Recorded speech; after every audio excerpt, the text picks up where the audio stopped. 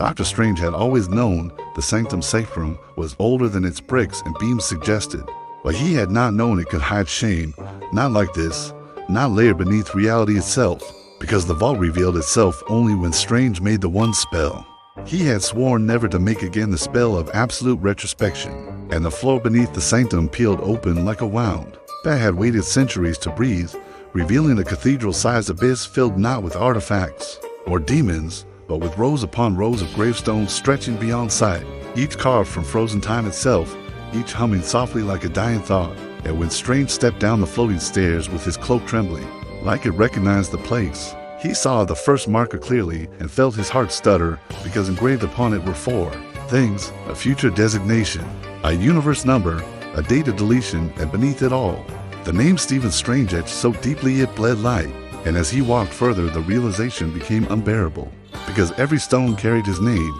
millions of them, timelines aborted not by accident, not by entropy, but by choice, by him, futures where cities thrived differently, where wars ended early, where people loved strangers who would never exist, futures that had lived briefly, long enough to be aware, long enough to fear, before being erased. And Strange staggered as whispers rose from the stones like a choir of ghosts speaking backward, pleading in languages he understood because he had spoken them once, while deciding they were unacceptable outcomes. And memory stabbed through him as visions returned uninvited him, standing before the branching paths of time during the great cosmic convergence, choosing one thread over another, pruning realities like diseased limbs, telling himself it was mercy, it was necessity, it was the only way the universe survived. And now here lay the proof of what those choices truly were: mass execution on a multiversal scale, a genocide of possibilities. And as Strange knelt beside one stone, his fingers passed through it, and suddenly he was there,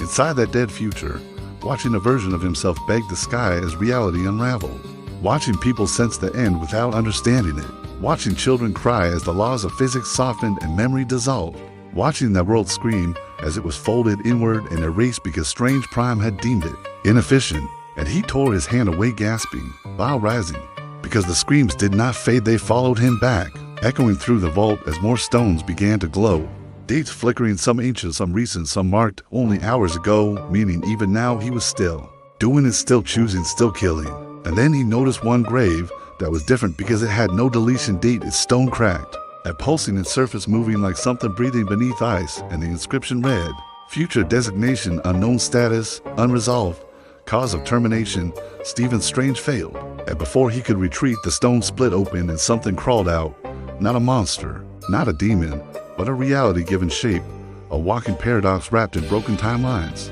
its form shifting through familiar faces: Christine, Wong, himself, all flickering as if undecided, and when it spoke, its voice was layered with millions, all calm, all furious, all precise as a surgeon's blade, saying, "You looked away from us." And Strange raised his hands instinctively, spells flaring, but the thing laughed softly, and the magic unraveled before it could form, because this being was not bound by the rules Strange enforced. It was born of the rules he broke. And as it stepped closer, the vault reacted violently, gravestones shaking, futures screaming louder, some begging Strange to finish them, others begging him to stop. And the entity explained without malice that it was a future Strange had tried to erase, but failed because it adapted, because it learned to survive deletion by becoming aware of the hand that killed it, by anchoring itself to Strange's guilt, by hiding in the blind spots of his certainty. And now it had followed the trail back to its murderer, not for revenge alone, but for judgment, because if Strange could decide which realities deserved to exist,